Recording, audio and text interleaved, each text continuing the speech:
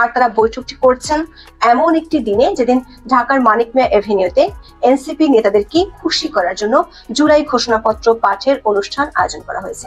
প্রশ্ন হলো, সেদিনই কেন এনসিপির 5 নেতাকে কক্সবাজারে গিয়ে পিটার হাসির সাথে বৈঠক করতে হবে? আবার 5ই আগস্ট দুপুরে এনসিপির কয়েকজন নেতা যমুনায় প্রধান উপদেষ্টার সরকারি বাসভবনে গিয়ে তার সাথে বৈঠক করেছেন।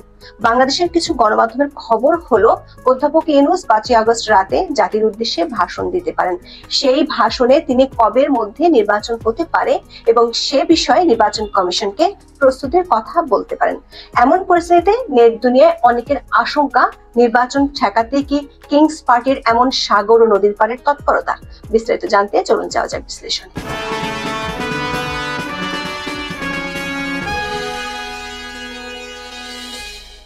2024 সালের 5ই আগস্ট শেখ হাসিনা সরকারের পতন হয়েছিল। দেশ ছেড়ে ভারতে চলে যান সাবেক প্রধানমন্ত্রী শেখ হাসিনা। প্রথমে সরকারের পক্ষ থেকে বলা হয়েছিল জুলাই ঘোষণাপত্র সরকার দিবে না। রাজনৈতিক দলগুলোর মধ্যেও এই ঘোষণাপত্র নিয়ে ততটা আগ্রহ ছিল না। শেষ পর্যন্ত সরকারের কিংস পার্টি এনসিপির চাপে জুলাই ঘোষণাপত্র দেওয়ার কথা জানায় সরকার। তবে সেই ঘোষণাপত্রের খসড়া গোপন রেখেছে সরকার। 5ই আগস্ট বিকেল 5টায় মানিক মিয়া এভিনিউতে প্রধান উপদেষ্টা অধ্যাপক ইউনূস নিজেই এই ঘোষণাপত্র পাঠ করবেন। এর জন্য সারা দেশ থেকে লোক আনার জন্য 30.5 লাখ টাকা খরচ করে 8টি ট্রেন ভাড়া করা হয়েছে। ব্যাংকের জন্য সাধারণ ছুটি ঘোষণা করলেও সকল ব্যাংকের কর্মকর্তাদের সরকারি কর্মসূচিতে থাকা বাধ্যতামূলক করা হয়েছে। পুলিশের জন্য বিশেষ নির্দেশনা দেওয়া হয়েছে। 5ই আগস্ট সকাল পর্যন্ত এসবই ছিল প্রধান খবর, কিন্তু মধ্য দুপুরের পর থেকে নেট পাড়ায় তোলপাড় পড়ে যায়। যে এনসিপি নেতাদের খুশি করতে সরকার এত বড় আয়োজন, তারাই তো ঢাকায় নেই। দলটির 5 শীর্ষ নেতা ঢাকা থেকে সকালে বিমান যোগে গিয়েছেন সৈকতের নগরী কক্সবাজারে।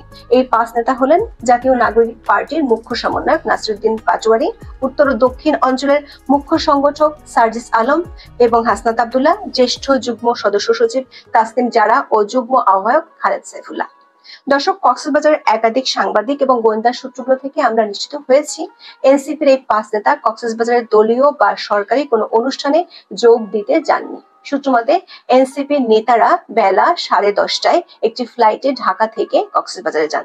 সেখানে 11:35 স্থানীয় বিমানবন্দরে পৌঁছানোর পর পুলিশের প্রহরায় তারা হোটেল সি পার্লে যান। এই হোটেলটি আগে রয়্যাল টিউলিপ নামে পরিচিত ছিল। সেখানে তাদের জন্য আগে থেকে অপেক্ষা করছিলেন বাংলাদেশের রাজনীতিতে এক রহস্যময় বিদেশি, যার নাম পিটার হাস। শেখ হাসিনার আমলে যিনি সবশেষ গত বছরের 22 জুলাই পর্যন্ত বাংলাদেশে মার্কিন রাষ্ট্রদূতের দায়িত্ব পালন করছিলেন। কক্সবাজার একাধিক সূত্র বলছে, কক্সবাজার স্থানীয় পুলিশকে এনসিপি নেতারা তাদের এই বৈঠকের কথা আগে থেকে জানায়নি। শুধু পুলিশের উচ্চ পর্যায়ের এক কর্মকর্তার মাধ্যমে কক্সবাজারের গোয়েন্দা পুলিশের মাধ্যমে নিরাপত্তা প্রোটোকলের ব্যবস্থা করা হয়েছিল। কিন্তু সামাজিক মাধ্যম এবং গণমাধ্যমে পিটার হাসের সাথে এনসিপি নেতাদের বৈঠকের খবর ছড়িয়ে পড়লে টনক নড়ে এনসিপি নেতাদের। তড়িঘড়ি করে 2 নেতা নাসিরুদ্দিন পাটোয়ারি এবং তাসনিম জারা দাবি করেন এই বৈঠকের খবর একেবারেই ভিত্তিহীন। তারা ব্যক্তিগত সফরে কক্সবাজার গিয়েছিলেন। নাসিরুদ্দিন পাটোয়ারি বিবিসি বাংলাকে বলেছেন, কারোর সঙ্গে দেখা করতে নয়, হুট করে ঘুরতে তারা কক্সবাজার গিয়েছেন। পদযাত্রাতে টায়ার্ড হয়ে গিয়েছিলেন, জাস্ট এমনি একটু সাগর পাড়ে গিয়েছেন। প্রশ্ন হলো, জুলাই আন্দোলনের বর্ষপূর্তির দিনে সরকার মানিক মিয়া এভিনিউর অনুষ্ঠানে লোক আনার জন্য ট্রেন ভাড়া করেছে, কর্মকর্তাদের বাধ্য করেছে অনুষ্ঠানে যোগ দিতে, আর এই সবই করছে কিংস পার্টি এনসিপি কে খুশি করতে। আর সেই এনসিপি নেতাদের দল বেঁধে ব্যক্তিগত ভ্রমণে 5ই আগস্টই কক্সবাজার যেতে হলো কেন? বিষয়টি সত্যি ভাবনার। কেন তাদেরকে ব্যক্তিগত ভ্রমণে 5ই আগস্টে কক্সবাজার যেতে হলো? আবার যে হোটেলে গেলেন সেখানে আবার রহস্যদূত পিটার হাসকে থাকতে হবে কেন? সামাজিক মাধ্যমে এই বৈঠকের সাথে অনেকে মিলাচ্ছেন তথ্য উপদেষ্টা মাহফুজ আলমের 4 আগস্ট দেয়া একটি পোস্টকে ঘিরে। 4 আগস্ট মাহফুজ আলম লেখেন, 1-11 পদধ্বনি শোনা যাচ্ছে। তিনি এই পোস্ট দেওয়ার পরপরই বিতর্ক দেখা দেয়। বিএনপি নেতা সালাউদ্দিন আহমেদ বলেছিলেন মাহফুজ আলম হয়তো সে পোস্ট ডিলিট করে দিবেন। এর কিছুক্ষণ পরেই মাহফুজ আলম পোস্টটি ফ্রেন্ডস অনলি করে দেন। অনেকে বলছেন মাহফুজ আলম সহ সরকারের বেশ কয়েকজন উপদেষ্টার মধ্যে ক্ষমতা হারানোর ভয় ঢুকে গেছে, সেজন্য তারা মানুষকে ভয় দেখাচ্ছেন। আর যাতে ক্ষমতা হারাতে না হয় সেজন্য কি পিটার হাসের সাথে এই বৈঠক হয়েছে? সরকারের একাধিক সূত্র বলছে, এনসিপি নেতাদের একটি টিম যখন কক্সবাজারে পিটার হাসের সাথে বৈঠক করছিলেন, তখন এনসিপির 2 শীর্ষ নেতা ঢাকায় প্রধান উপদেষ্টার বাসভবন যমুনায় অধ্যাপক ইউনূসের সাথে বৈঠক করেছেন। সূত্রগুলো বলছে, এনসিপি নেতাদের মাথা ব্যথা জুলাই ঘোষণাপত্র নয়, বরং অধ্যাপক ইউনূস রাতে জাতির উদ্দেশ্যে ভাষণ দিতে পারেন। সে ভাষণে ত্রয়োদশ জাতীয় সংসদ নির্বাচন ফেব্রুয়ারির মধ্যে হবে এমন একটি ইঙ্গিত তিনি দিতে পারেন। সে অনুযায়ী নির্বাচন কমিশনকে প্রস্তুতি নেয়ার কথা বলতে পারেন। এনসিপি নেতাদের মাথা ব্যথা সেখানেই, তারা কোনোভাবে নির্বাচন চায় না। কিন্তু প্রশ্ন হলো, নির্বাচন ঠেকাতে হলে পিটার হাসের সাথে বৈঠক করতে হবে কেন? তিনি তো আর এখন মার্কিন রাষ্ট্রদূত বা চার্জ দ্য অ্যাফেয়ার্স নন।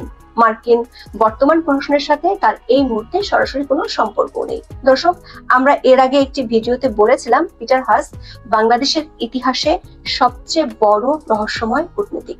সূত্রগুলো বলছে, এই পিটার হাসের মাধ্যমে এনসিপি নেতারা একজন প্রভাবশালী মার্কিনীর সাথে যোগাযোগের চেষ্টা করছেন, যার সংস্থার অর্থায়নে চলে ইউনূস সেন্টার। এই রহস্যময় মার্কিন ব্যক্তি ও তার সংস্থাটির বিরুদ্ধে মার্কিন ডিপ স্টেট ষড়যন্ত্রের অভিযোগ আছে, যে ষড়যন্ত্রের মাধ্যমে বিশ্বের বহু দেশের সরকার পতনের অভিযোগ আছে। 2022 সালের 15 মার্চ বাংলাদেশে মার্কিন রাষ্ট্রদূত হিসেবে যোগ দেন পিটার হাস। আলবার্ট মিলার দায়িত্ব শেষ করার পর পিটার হাস রাষ্ট্রদূত হয়েছিলেন। 2022 সালে মিলার ঢাকা ছেড়ে যাবার মাসখানেক পর নতুন দায়িত্বে এসেছিলেন পিটার হাস। তখন র্যাবের নিষেধাজ্ঞা বেশ আলোচনা ছিল। পিটার হাসের সময় বেশি আলোচনা ছিল বাংলাদেশের দ্বাদশ জাতীয় সংসদ নির্বাচন। ধীরে ধীরে পিটারের সাথে তখনকার আওয়ামী লীগ সরকারের দূরত্ব তৈরি হয়। নির্বাচনের আগে রাজনৈতিক দলগুলোর সাথে বৈঠক করা শুরু করেন মিস্টার হাস। নিজেই চিঠি দিয়ে গিয়েছিলেন জাতীয় পার্টির দপ্তরে। নির্বাচনের তফসিল ঘোষণা হলে রণে ভঙ্গ দেন পিটার হাস। আকস্মিকভাবে তিনি চলে যান ছুটিতে। তার সেই ছুটিতে যাওয়া নিয়ে রহস্য দেখা দিয়েছিল, কারণ নিয়ম অনুযায়ী তখন তিনি বাংলাদেশের পররাষ্ট্র মন্ত্রণালয়কে জানিয়ে ছুটিতে যাননি। এমনকি পিটার হাসের রহস্যময় আচরণ নিয়ে তখন সামাজিক যোগাযোগ মাধ্যমে বেশ ট্রলও হয়েছিল। পিটার হাসের রহস্যময় আচরণ নিয়ে মার্কিন প্রতিরক্ষা মন্ত্রী লয়েড অস্টিনের কাছে অভিযোগ করেছিলেন ভারতের পররাষ্ট্রমন্ত্রী এস জয়শঙ্কর ও প্রতিরক্ষা মন্ত্রী রাজনাথ সিং। 2003 সালের 10 নভেম্বর অনুষ্ঠিত বৈঠকে তারা এই অভিযোগ করেছেন। বাংলাদেশের রাষ্ট্রদূতের দায়িত্ব পালন শেষে পিটার হাস 2024 সালের 22 জুলাই কোটা সংস্কার আন্দোলন চলার সময় মধ্যরাতে ঢাকা ছাড়েন। ওই বছরের 27 সেপ্টেম্বর যুক্তরাষ্ট্রের পররাষ্ট্র মন্ত্রণালয় থেকে অবসর নেন। 5 আগস্ট হাসিনা সরকারের পতন হলে নতুন অ্যাসাইনমেন্ট নিয়ে ঢাকায় আসেন পিটার হাস। এর জন্য তিনি ভাঙেন যুক্তরাষ্ট্রের 150 বছরের পুরাতন রিভলভিং ডোর আইন।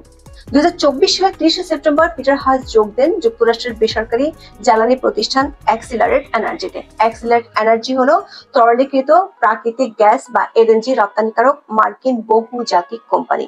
এই কোম্পানির স্ট্র্যাটেজিক উপদেষ্টা পদে যোগ দেন পিটার হাস। 27 সেপ্টেম্বর কোম্পানিটি এক সংবাদ বিজ্ঞপ্তির মাধ্যমে পিটার হাসের যোগদানের তথ্যটি জানিয়েছিল। পিটার হাসের বিরুদ্ধে উত্থাপিত প্রথম অভিযোগটি হলো, তিনি 150 বছরের পুরানো আইন ভেঙে একটি বেসরকারি কোম্পানির উপদেষ্টা হয়েছেন। কক্সবাজারে পিটার হাস এবং জাতীয় নাগরিক পার্টি নেতাদের মধ্যে অনুষ্ঠিত বৈঠকটি বাংলাদেশের ভূ রাজনৈতিক প্রেক্ষাপটে একটি গভীর রহস্যের জন্ম দিয়েছে। পিটার হাসের বিতর্কিত কূটনৈতিক অতীত এবং অ্যাক্সিলারেট এনার্জির কৌশলগত উপদেষ্টা হিসেবে তার বর্তমান ভূমিকা, যা বাংলাদেশের জ্বালানি স্বার্থের সাথে সরাসরি জড়িত, এই বৈঠককে আরো জটিল করে তুলেছে। এই বৈঠকের গোপনীয়তা এবং এনসিপির পক্ষ থেকে এর অস্বীকার, আলোচনার বিষয়বস্তুর সংবেদনশীলতা এবং এর সম্ভাব্য সুদূর প্রসারী প্রভাবের ইঙ্গিত দেয়। এটি স্পষ্ট যে এই বৈঠকটি কেবল একটি সাধারণ সৌজন্য সাক্ষাৎ ছিল না। তবে একটি বিষয় স্পষ্ট, এই বৈঠক বাংলাদেশের উদীয়মান রাজনৈতিক পরিস্থিতিতে আন্তর্জাতিক প্রভাব এবং অভ্যন্তরীণ ক্ষমতার গতিশীলতার একটি নতুন অধ্যায়ের সূচনা করেছে, যা আগামী দিনগুলোতে আরো মনোযোগ আকর্ষণ করবে। এখন এই পর্যন্ত, সবাই ভালো থাকুন, সুস্থ থাকুন, নিরাপদে থাকুন। দেখা হবে আগামী পর্বে।